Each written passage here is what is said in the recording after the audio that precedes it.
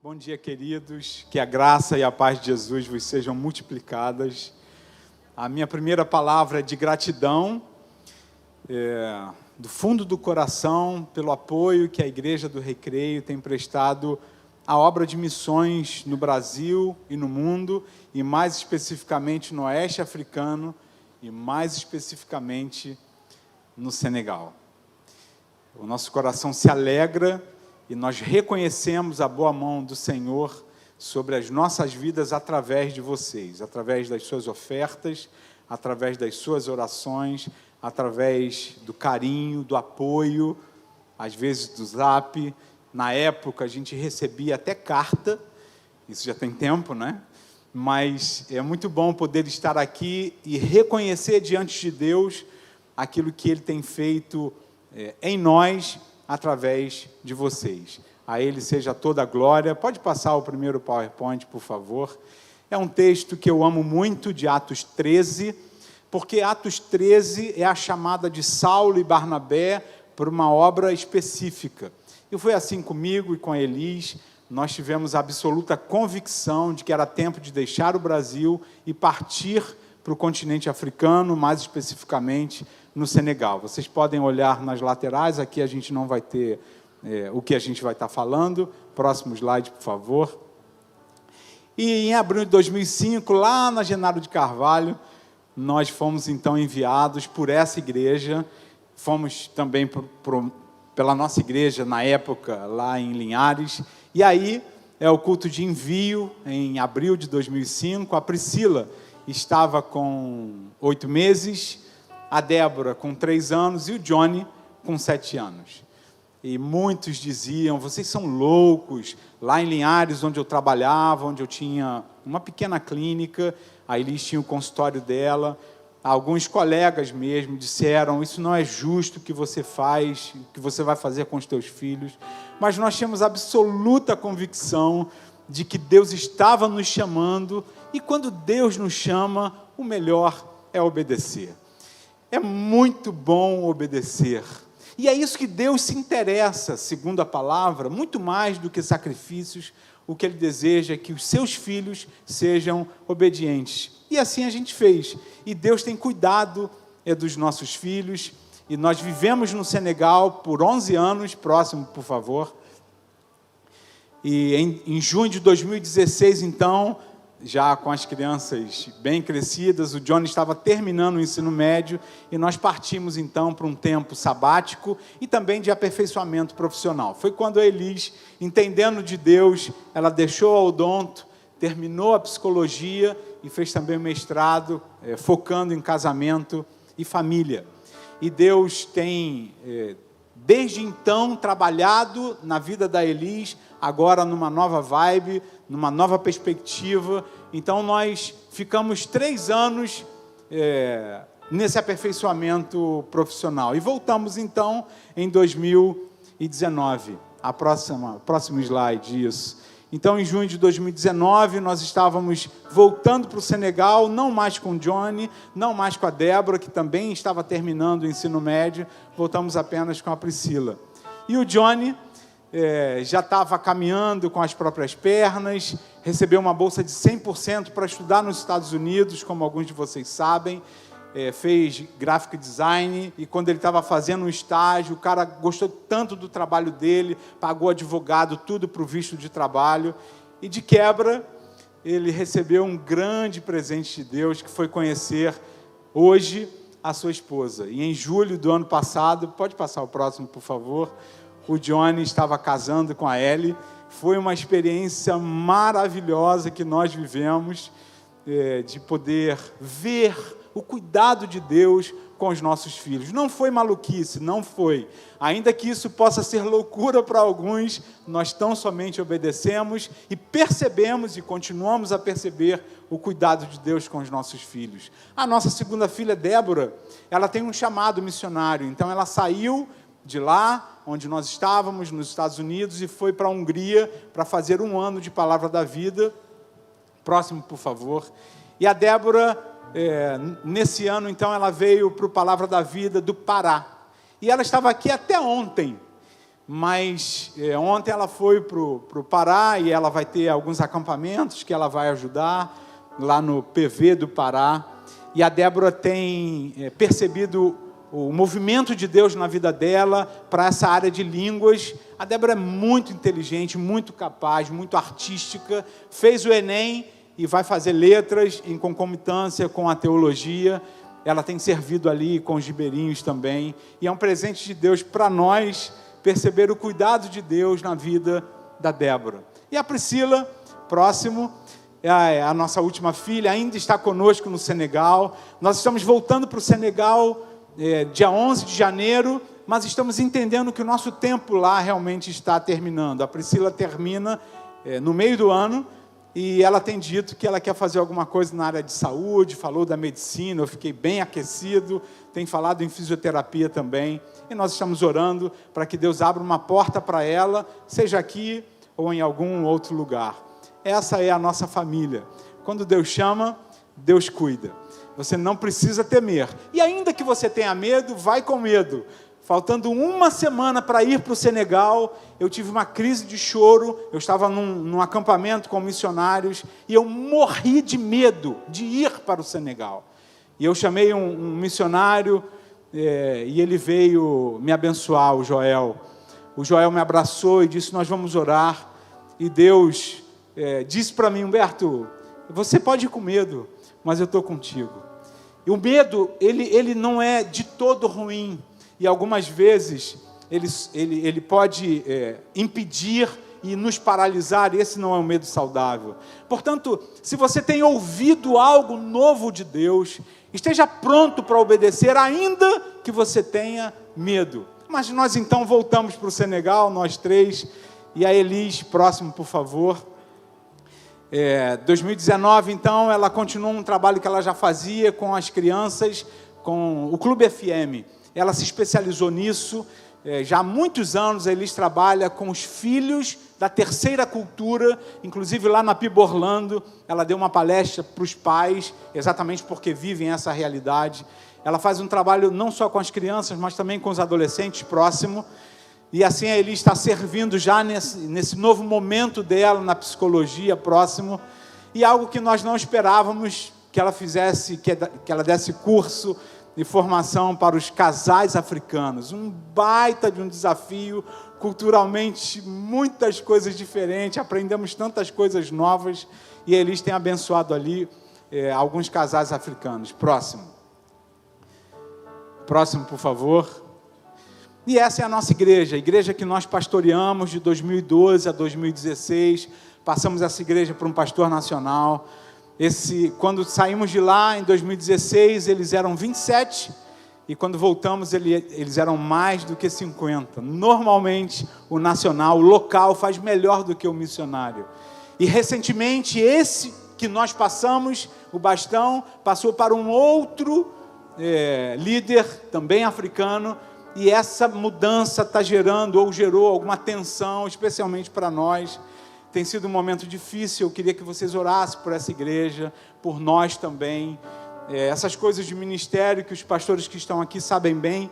Algumas vezes você investe, você ama. A pessoa que eu mais amei, que eu mais investi no Senegal. E a gente sofre quando a gente percebe que algumas coisas que deveriam acontecer não acontecem e não tem nada a ver com aquilo que é projeto de Deus para algumas pessoas. Isso tem sido um tempo bem difícil. Eu não compartilhei isso no outro culto, mas eu senti de Deus de compartilhar isso com vocês, para que vocês orem por nós. Talvez esteja sendo um tempo, talvez um dos mais difíceis, nessa saída do Senegal, justamente por essa situação dessa transição. Que Deus abençoe aquela igreja, que Deus abençoe esse novo pastor, e que Deus nos abençoe também, nos dê condições de caminhar da maneira como Ele quer. Próximo, por favor. Vivemos então essas coisas que são importantes. Eu estou vivendo esse movimento aqui no Recreio, essa questão de estrutura. Queridos, pessoas são mais importantes do que estruturas, mas as estruturas são importantes. E Deus nos deu graça de construir um templo em 2012 para essa pequena igreja, pela Junta de Missões Mundiais, que é a nossa agência missionária.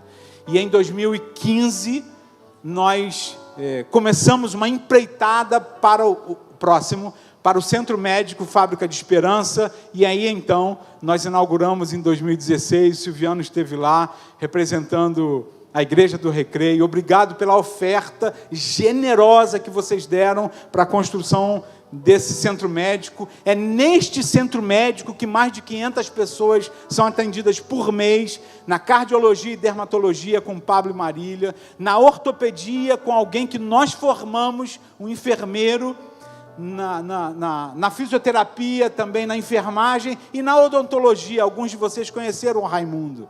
Raimundo saiu lá do Senegal e veio aqui estudar, ali na Faculdade de São José, fez 4 anos, voltou, e a Elis passa a bola então para o Raimundo. Hoje ele é o dentista do Centro Médico Fábrica de Esperança. Então, irmãos, a nossa gratidão a vocês por tudo que vocês têm feito ao longo de todos esses anos. Nós começamos o Centro Médico em 2009 e várias vezes a Igreja do Recreio enviou pessoas para estar lá. O Pablo esteve lá umas 5 vezes antes de definir com a Marília de que estariam lá definitivamente. Que presente de Deus para nós poder servir essas pessoas. Que presente poder tocar nessas pessoas. Que presente poder ver milagres de Deus a partir daquilo que você é, a partir daquilo que você tem nas mãos.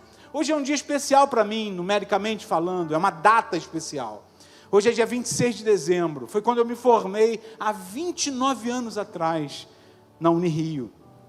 Hoje parece que é a Universidade Federal do Estado do Rio de Janeiro. Na época a gente chamava simplesmente de Unirio. Há 29 anos. E eu entendi desde aquela época que aquilo que Deus me deu não é para o meu umbigo, é para servir. Aquilo que Deus te deu, as habilidades que você tem, querido, é para a glória de Deus. É honesto ter carro, uma casa boa, sim, é honesto. Mas sirva a Deus com aquilo que você tem nas mãos, sirva a Deus. Talvez algo novo vai acontecer a partir de uma entrega daquilo que você tem nas mãos. E foi isso que eu fiz. Próximo, por favor. Vocês conhecem essa história, alguns de vocês. A gente chama esse menino de Mefibosete. Os pés dele eram pés tortos. Próximo. E essa foto é no antigo Centro Médico da Fábrica de Esperança, e Deus fez um milagre nos pés desse menino. Mais de 1 ano de tratamento longo, era o método que eu conhecia. Fiz algumas cirurgias nesse menino. Próximo. E depois de 1 ano e alguns meses de tratamento, esse menino, pela primeira vez com 5 anos de idade, calçou um par de tênis. E Deus me deu um presente quando eu saí do Senegal, porque eu fiz uma oração. Eu fazia mais cirurgia de joelho no Senegal.